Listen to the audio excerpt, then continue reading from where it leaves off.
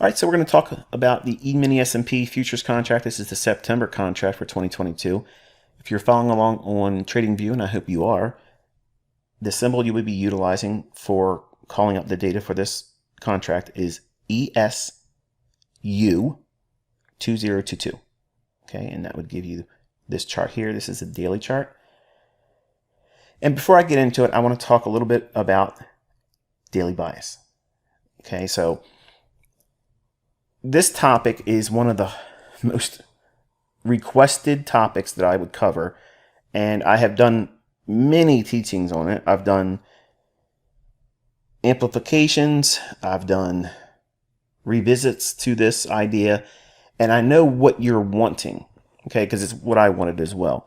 You want a simple ABC 1, 2, 3. It always works. It's always going to be the same way. It's always going to be the same procedure, process, and it's always going to give you a winning trade. Now, some of you are already folding your hands and hissing because you're like, oh, that's not what I want. That's not what I want. You're exaggerating, Michael. No, that's really what you want.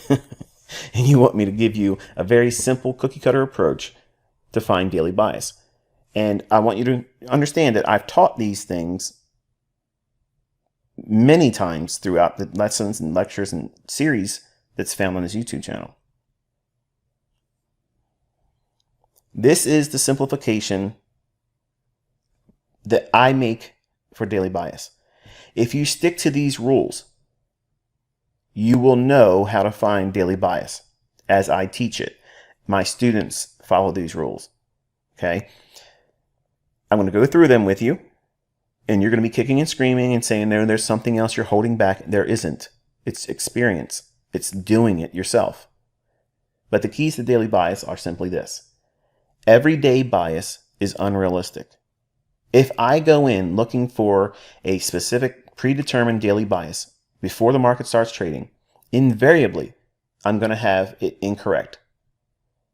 Notice I said that I'm not perfect. Some of you hold me up to this hero level status, and I'm not a hero. Okay, I'm just somebody that knows what they're looking for and knows how to avoid, hopefully, making the same mistakes over and over again, because I'm looking for a procedure and process that will lead to an outcome that generally, not all the time, but generally yields a specific result. So I'm not trying to get a daily bias every single day. I'm trying to determine the likely weekly expansion. And again, what is that? I utilize a weekly chart and I study that, and I want to see, does it look like it's going to run to an old low? Does it look like it's going to run to an old high? Or is it running to an imbalance below the market price? Or is it trying to run to an imbalance above the market price? Or is it likely not to move because there's no data for it for that week? And other markets have high impact or medium impact news that would be more interesting, and the algorithm will be working those pairs or markets.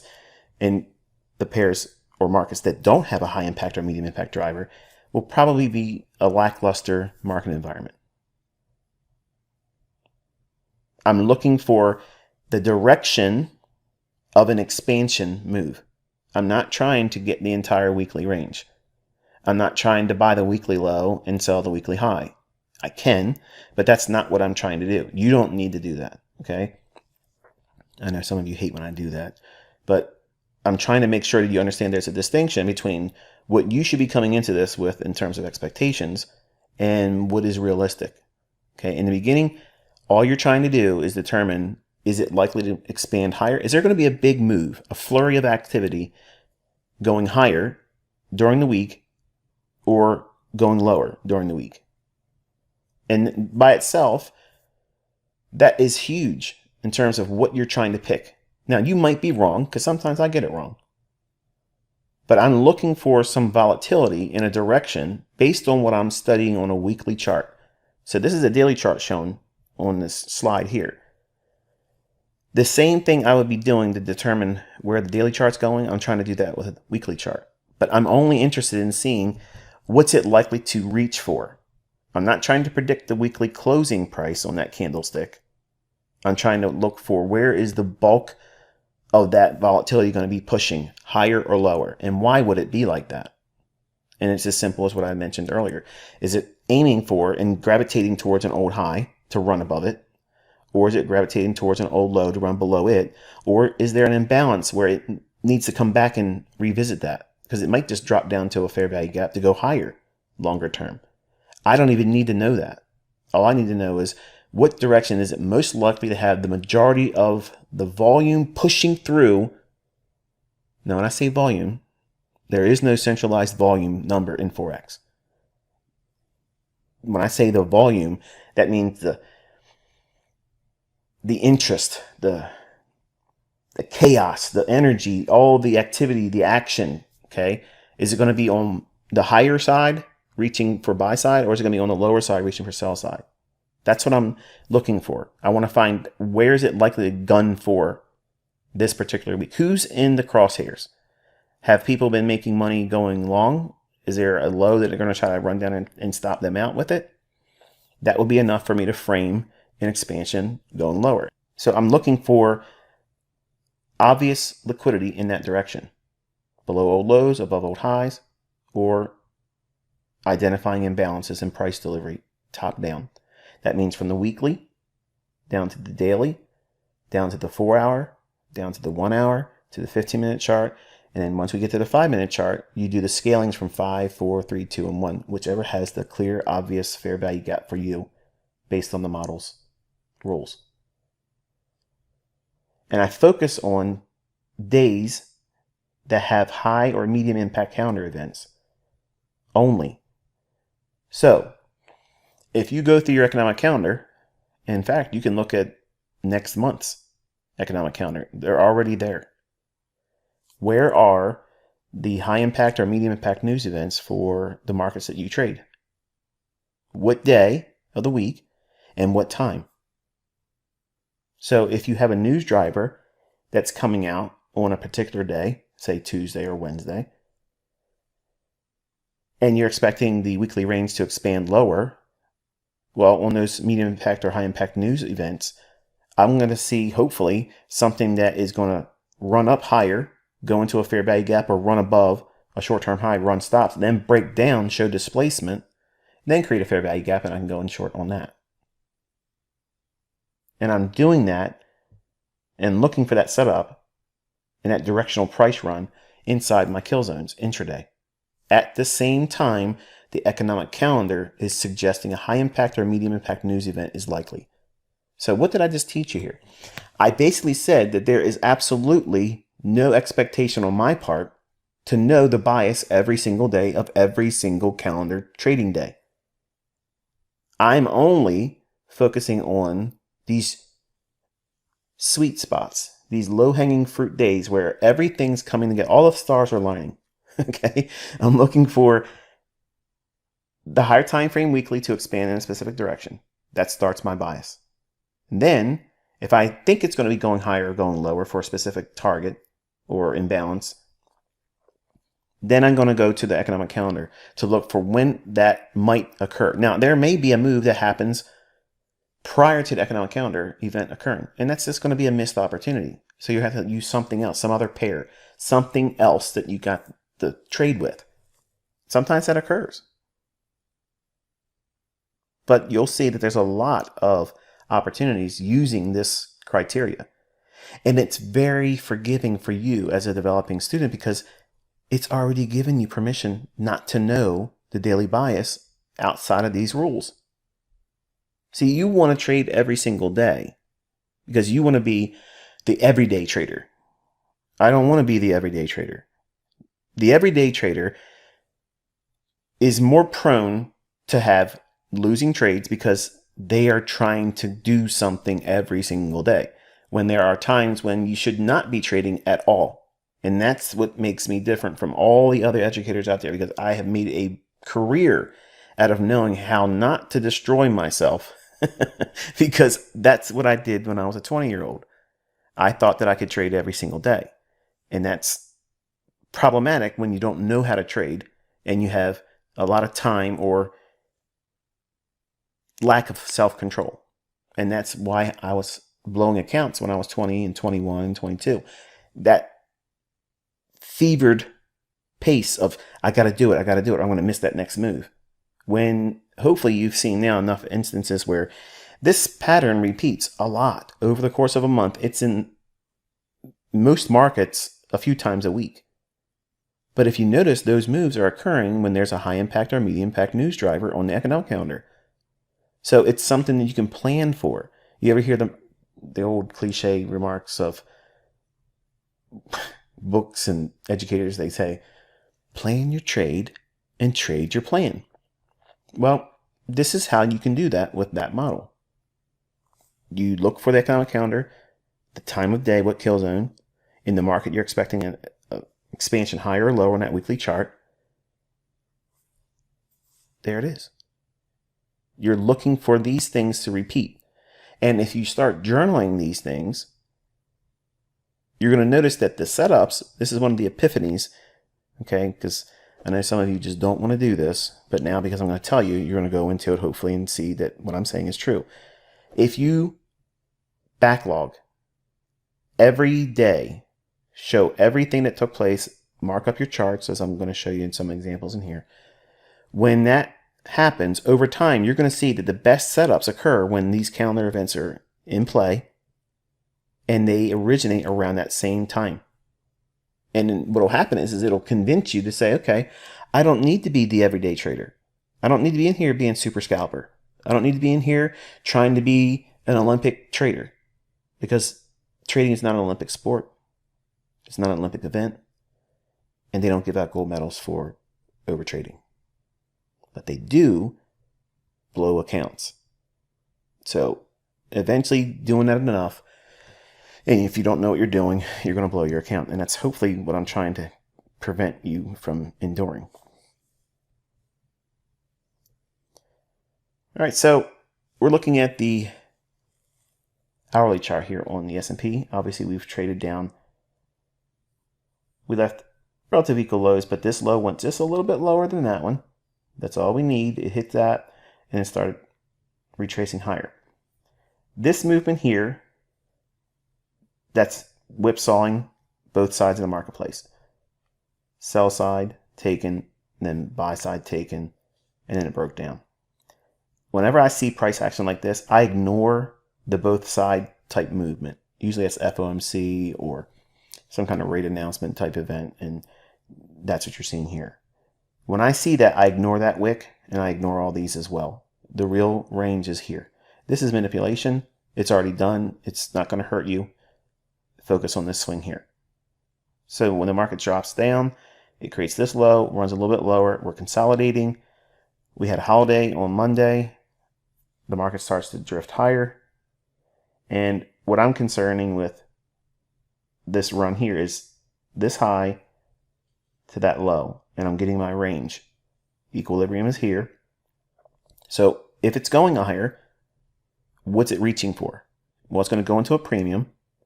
And then this right here, this imbalance, I'm not really interested in that one because it's overlapping with that equilibrium 50% level of the high to that low.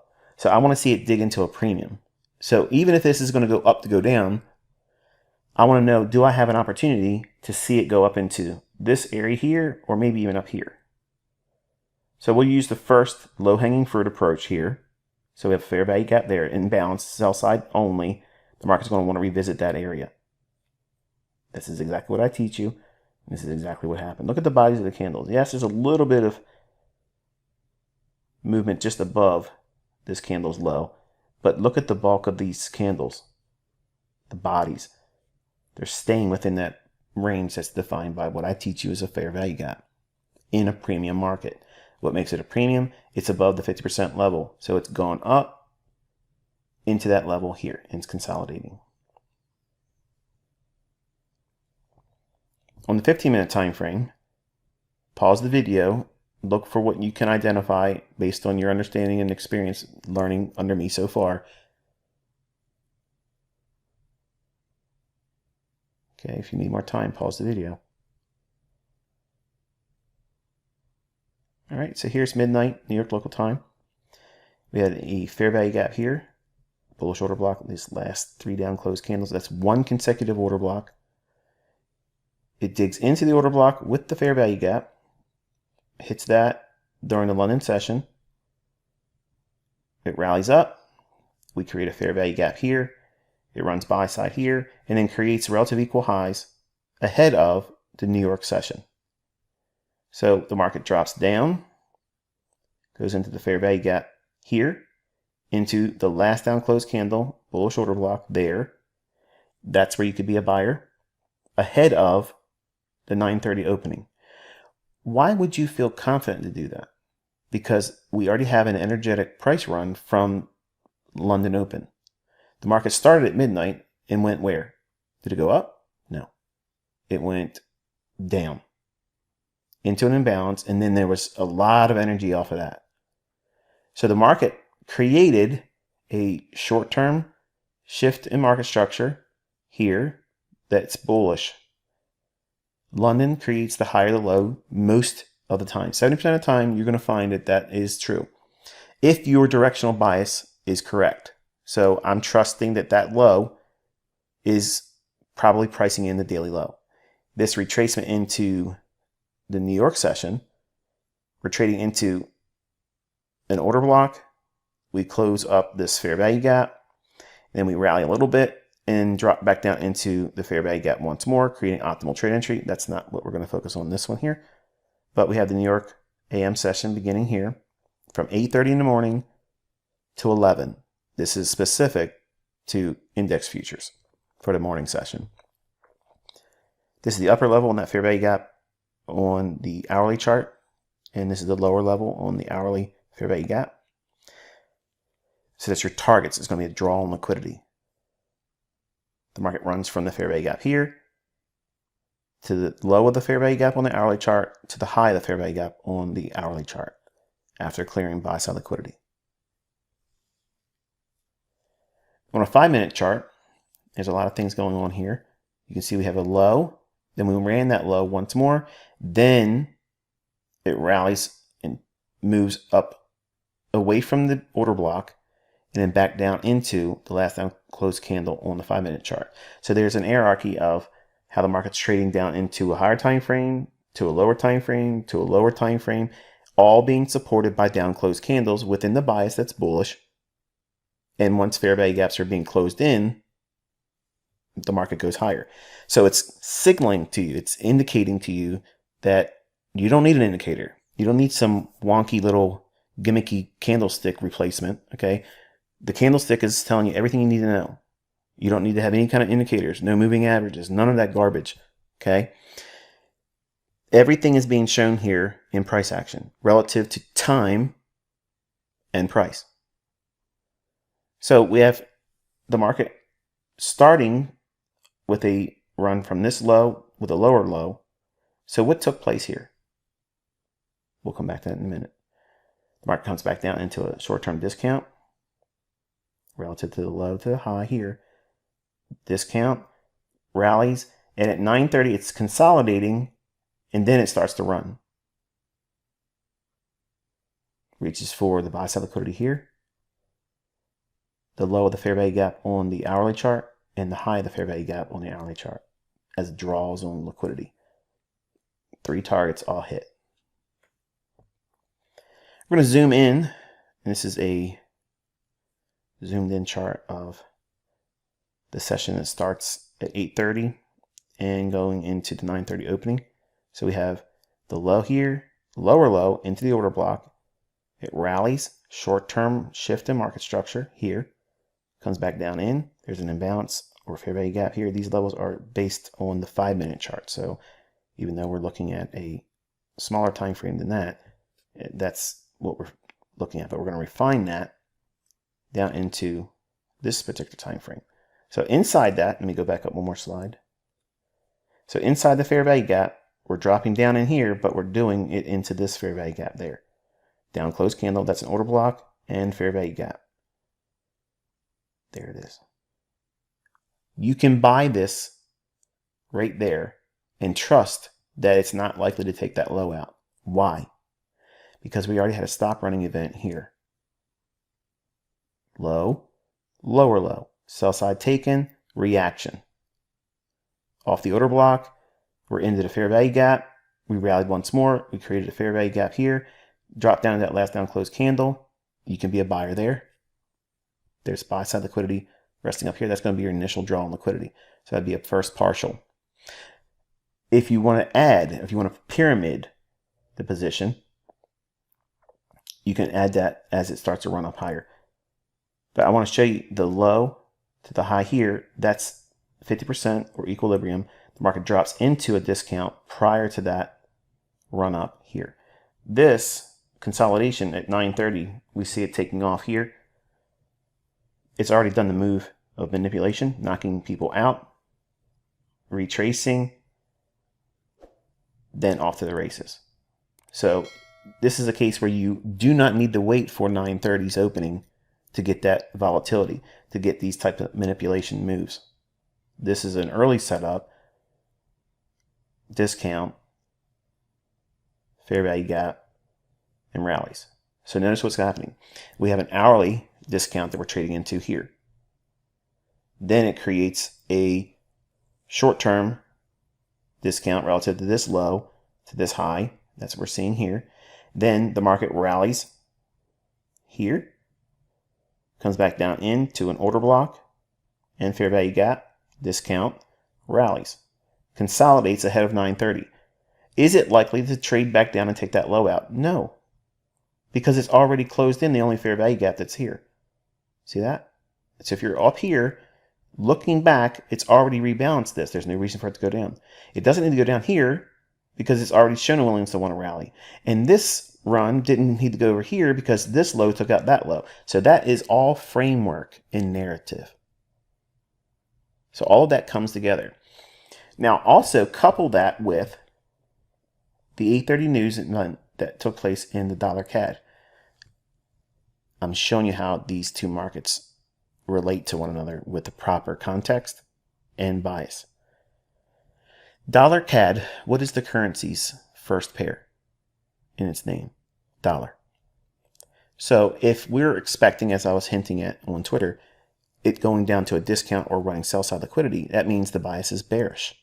So if the bias is bearish on dollar CAD, that means that it's a risk on scenario.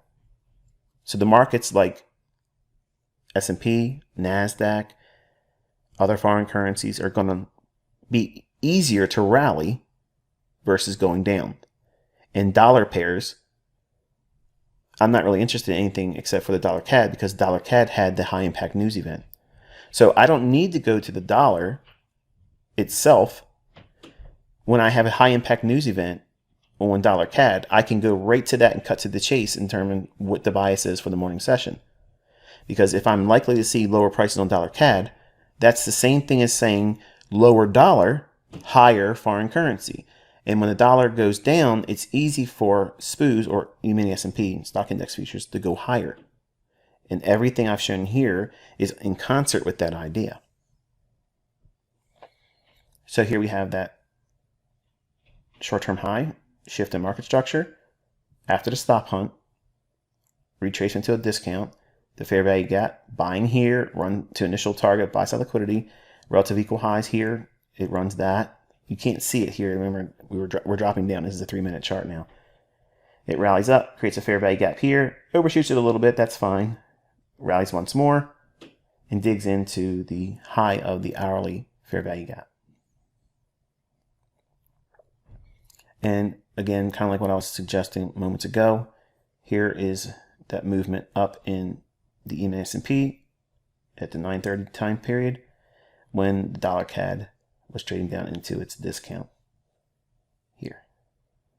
So lower dollar CAD, higher S&P.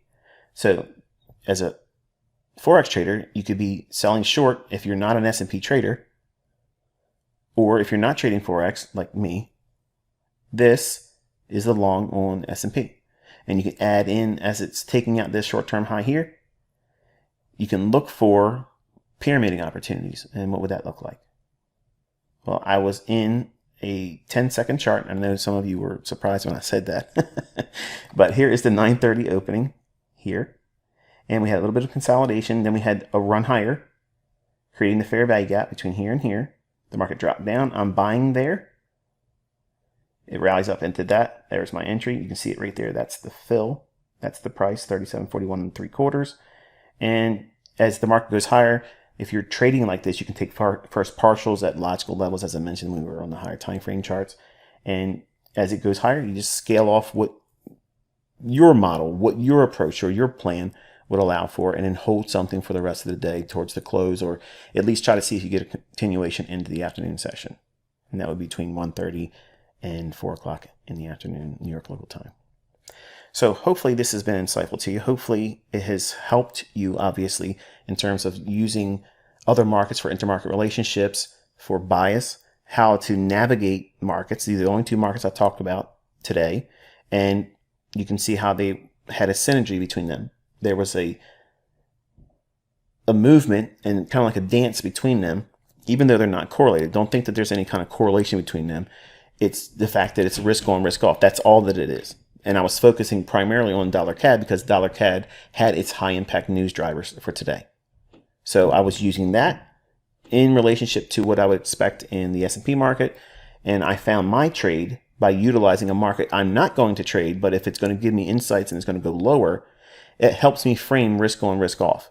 Risk on, that means foreign currencies, index futures, stocks go higher, dollar goes down. Risk off is dollar higher and everything else going down.